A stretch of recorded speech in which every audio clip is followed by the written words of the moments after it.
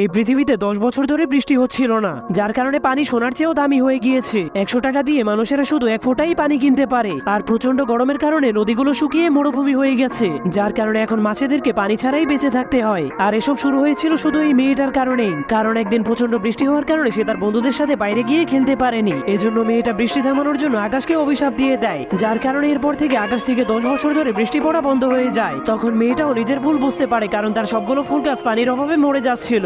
যার কারণে সে জলদি করে তার ঘরে গিয়ে দরজা জানলা বন্ধ করে লুকিয়ে রাখা 1 গ্লাস পানি বের করে। কিন্তু যখনই সে তার ফুল গাছকে পানি দিতে যায়, তখনই তার পানি মাটিতে পড়ে যায়। এরপর সে একটা কলের কাছে গেলে সেই কল থেকে 1 ফোঁটা পানি বের হয়। কিন্তু সেই পানির ফোঁটাটা মেয়েটার উপর অনেক রেগে বলে, এই সবকিছু হয়েছে তোর কারণে। এরপর সেই পানির ফোঁটাটা মেয়েটাকে একটা মোটা মানুষের কাছে নিয়ে যায়। সেই মোটা লোকটার কাছে অনেক পানি জমা করা ছিল, কিন্তু মেয়েটা তার কাছে পানি চাইলে সে মেয়েটাকে পানি দিতে রাজি হয় না। যার কারণে মেয়েটা পেঁয়াজ কাটলেই মোটা লোকটা কান্না শুরু করে দেয়। তখন তার চোখের পানির কারণে পৃথিবীতে বৃষ্টি শুরু হয়ে গেলে পৃথিবীটা আগের মতো সুন্দর হয়ে